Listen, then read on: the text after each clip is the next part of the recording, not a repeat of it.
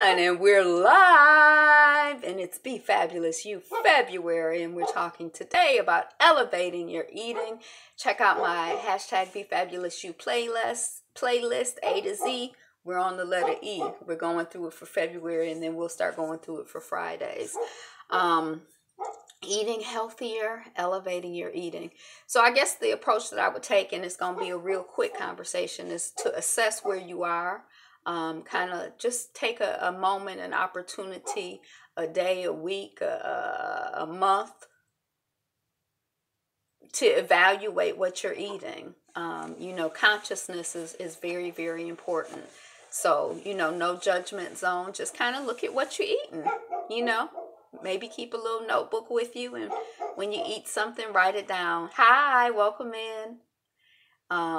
When you drink water, write it down. I drank a 16.9 ounce afternoon, Miss, to my Twisted Life TV with poetry. You added in that TV later, and it's just discombobulated me. I'm just joking. But just kind of track, thank you for the like, just kind of track what you're doing. I drank 16.9 ounces of water out of a plastic bottle. I ate a Snickers bar. I just, pay attention to what you're eating. Assess the situation. Maybe you don't have to actually, kind of sit down and write it down day by day by day. Maybe you could just sit and reflect on what you're eating, what you're ingesting, what you're putting into your body. And, just assess it. Just look at it, evaluate it. Just kind of figure out what it is, where we at.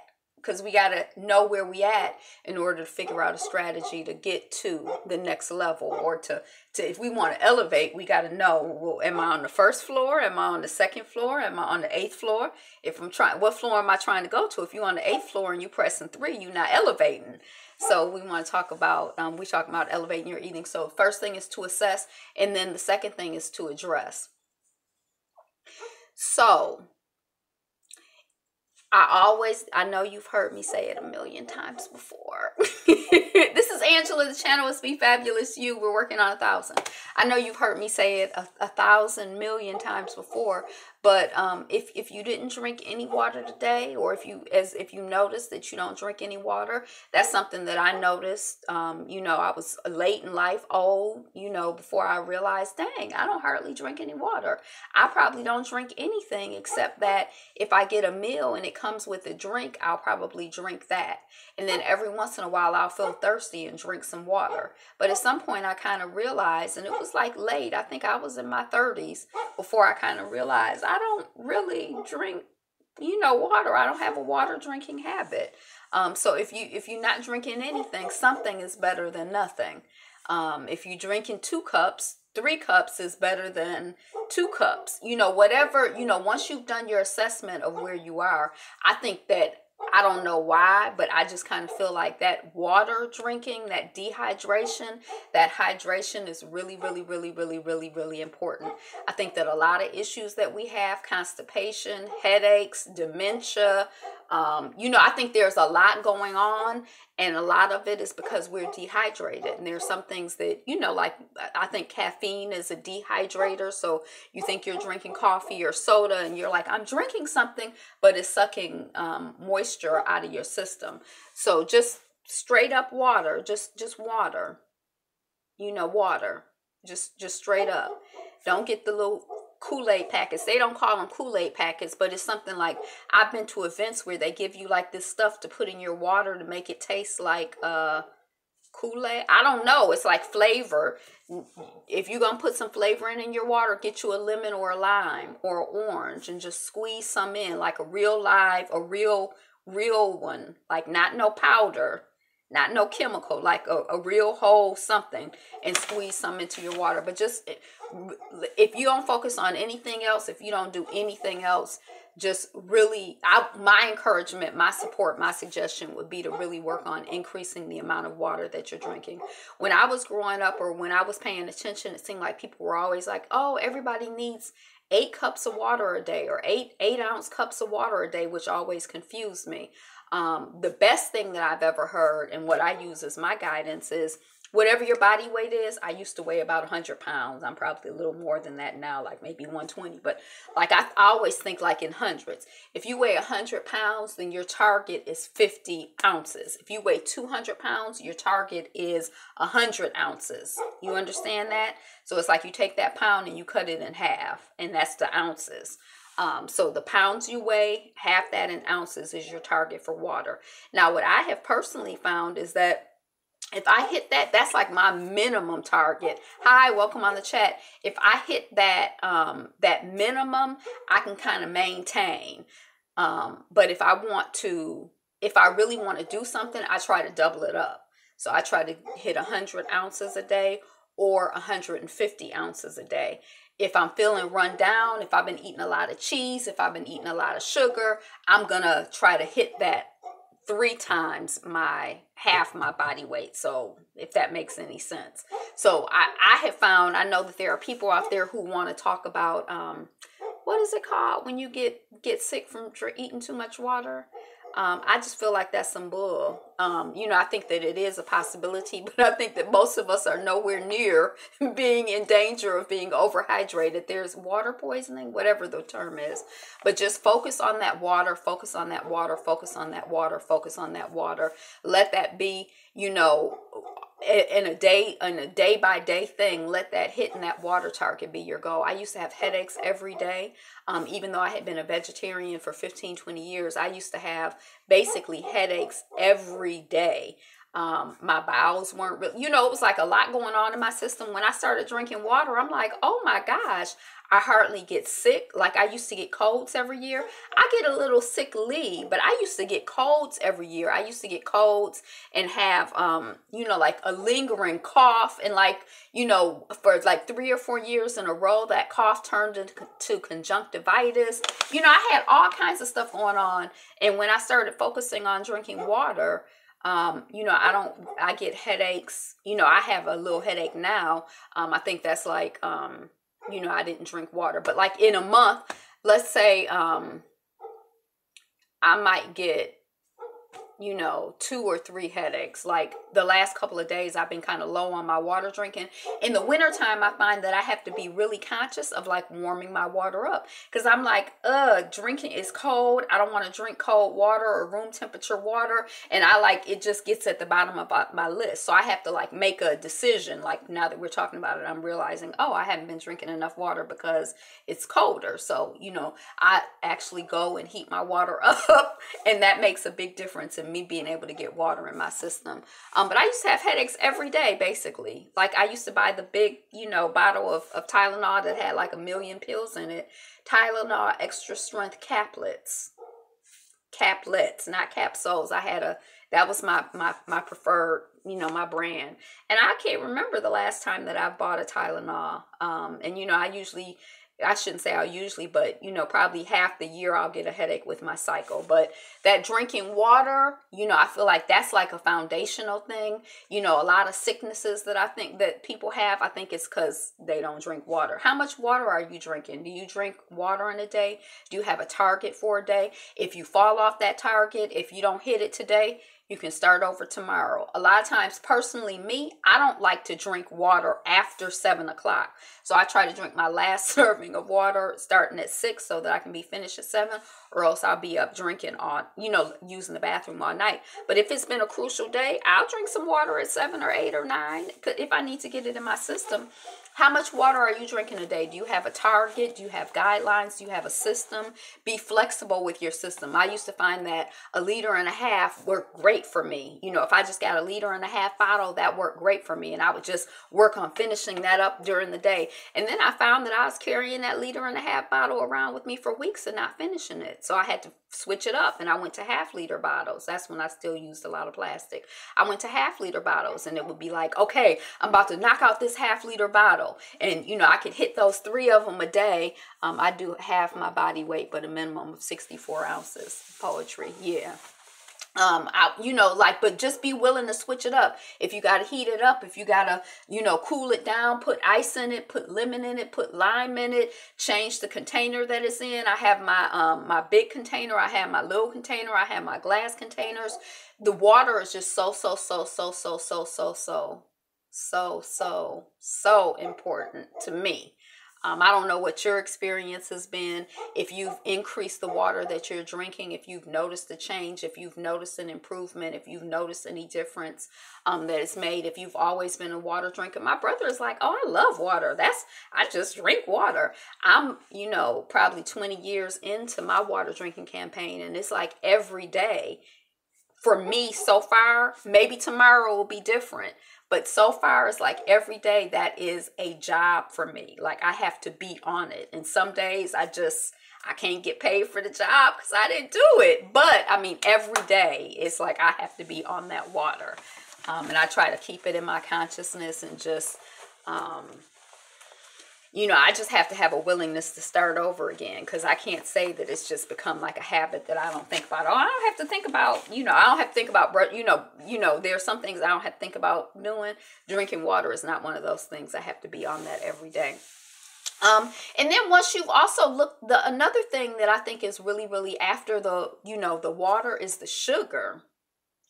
And I'm talking about refined white sugar specifically. But I think that there's a continuum, but I think like way up on that continuum of like, and I try to be really, really positive when I'm doing coaching with people around eating. I try to be really positive. Instead of what we don't eat, I try to focus on what we do eat. Instead of cutting out soda, cutting out juice, let's focus on increasing the amount of water that we're eating. Instead of cutting out meat, cutting out this, let's focus on increasing this.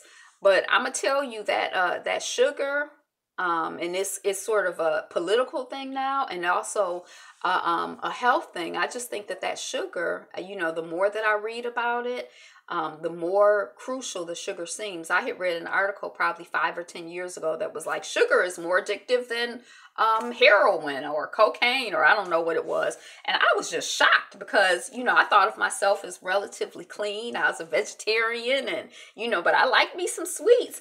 And that just kind of started to reshift things. And then I've made a habit of, kind of trying to read books. I've read a couple books about sugar, and just, to try to keep it in my consciousness and help me to get unstuck in certain ideas and move and release.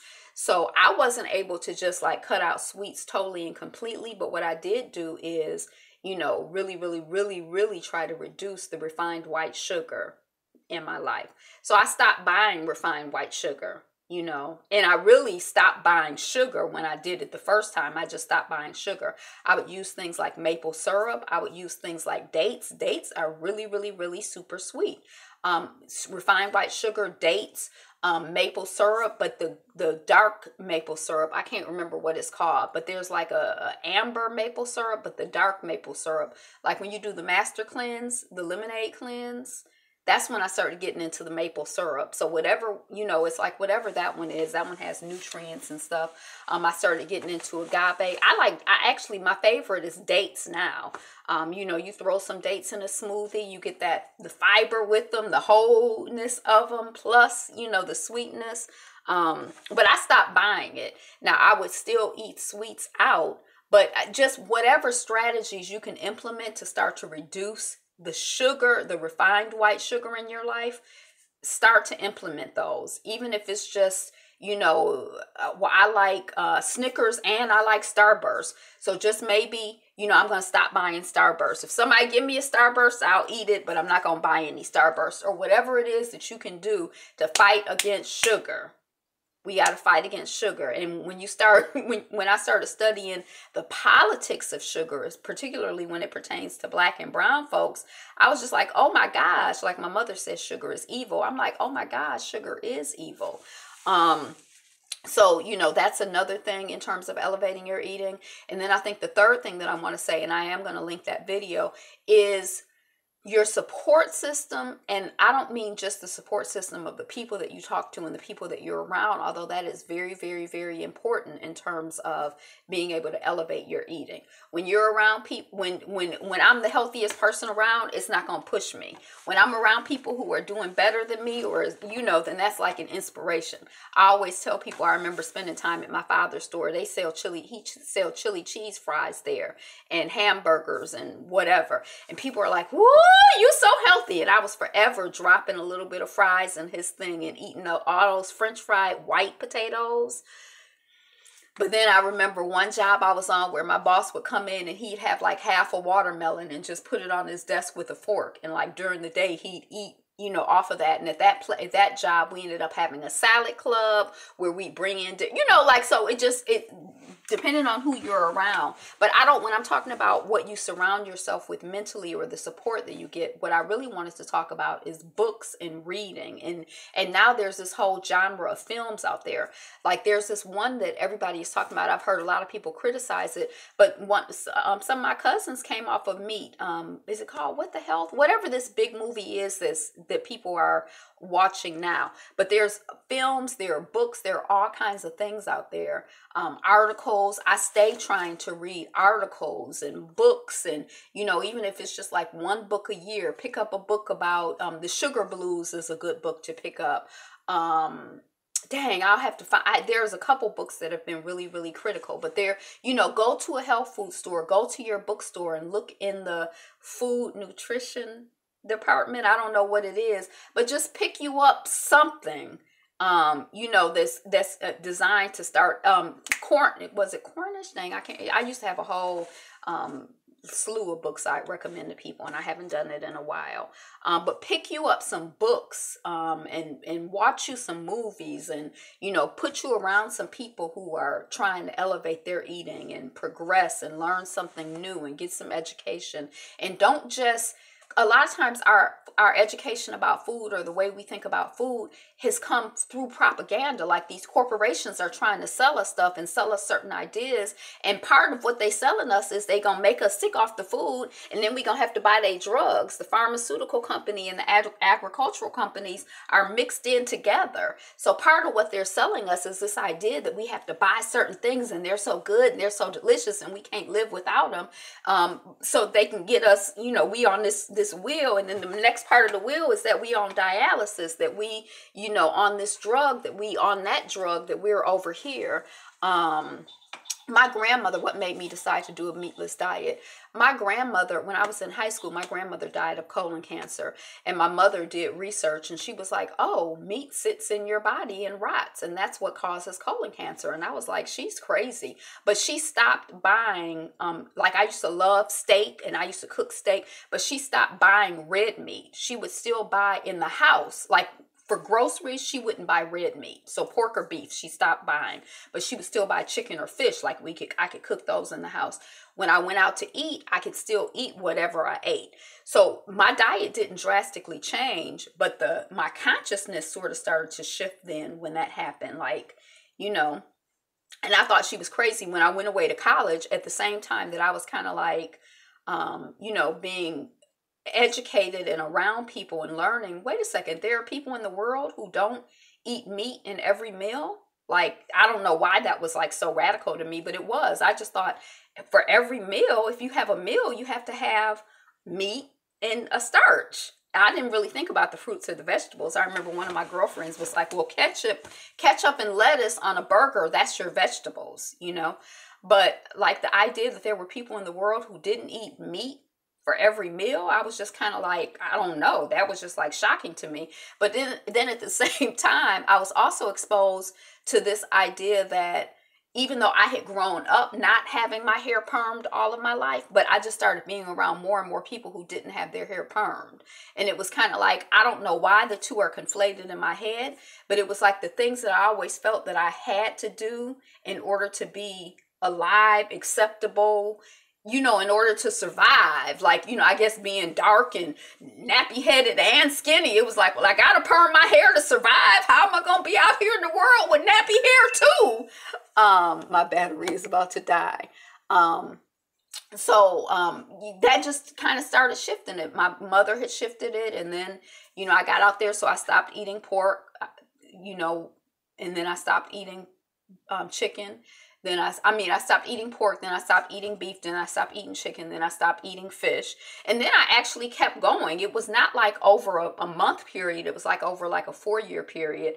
Then I stopped eating dairy. Then I stopped eating sugar. You know, like, and you know, I remember the first time that I ate sugar after I hadn't had sugar for a while. It was like I could feel it running all through my system. I was crazy. But anyway, those are the main things that I wanted to you know, kind of talk about today. Drink you some water, assess where you are, and then address where you want to go specifically. And most importantly, I think in terms of your water. Also, there was some other thing in the middle that I've totally forgotten that I thought was seriously important. But then also pick up some books, watch you some movies, some videos, be around some people who are not trying to sell you something, who are talking about their experience with health and eating and some alternatives with that. But I didn't mean to talk this long at all. Today is the best day ever. You are the greatest. It's the best day to elevate your eating, to make a choice to be better and take it to the next level. You don't have to change everything all at once, but just elevate. Take it to a new level. Today and then tomorrow, take it to a new level. If you fall off and you got to start over again, just start over. Today is the best day ever. You are the greatest. You're number one. You're the number one stunner. Like, comment, share, subscribe. And be you. Be fabulous. Be fabulous. Be you. Be fabulous. Be fabulous. You. Thank you. Be you. Be fabulous. Be fabulous. You.